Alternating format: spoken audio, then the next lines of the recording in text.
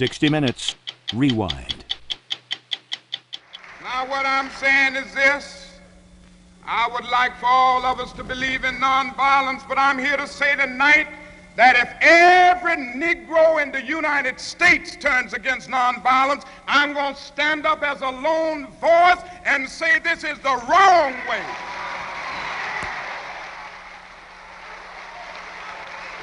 I will never change in my basic idea that nonviolence is the most potent weapon available to the Negro in his struggle for freedom and justice. I think for the Negro to turn to violence would be both impractical and immoral. There is an increasingly vocal minority who disagreed totally with your tactics, Dr. King. There's no doubt about that. I will agree that there is a group in the Negro community advocating violence now. I happen to feel that this group represents a numerical minority. Surveys have revealed this. The vast majority of Negroes still feel that the best way to deal with the dilemma that we face in this country is through nonviolent resistance. And I don't think this vocal group will be able to make a real dent in the Negro community in terms of swaying 22 million Negroes to this particular point of view. And I contend that the cry of black power is at bottom a reaction to the reluctance of white power to make the kind of changes necessary to make justice a reality for the Negro. I think we've got to see that a riot is the language of the unheard. And what is it that America has failed to hear? It has failed to hear that the economic plight of the Negro poor has worsened over the last few years. How many summers like this one do you imagine that we can expect? Well, I would say this, we don't have long. The mood of the Negro community now is one of urgency, one of saying that we aren't going to wait, that we've got to have our freedom. We've waited too long.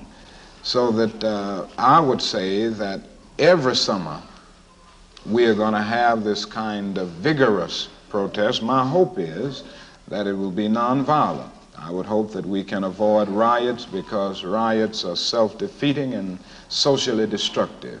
I would hope that we can avoid riots, but that we will be as militant and as determined next summer and through the winter as we have been this summer. And I think the answer about how long it will take will depend on the federal government, on the city halls of our various cities, and on white America to a large extent.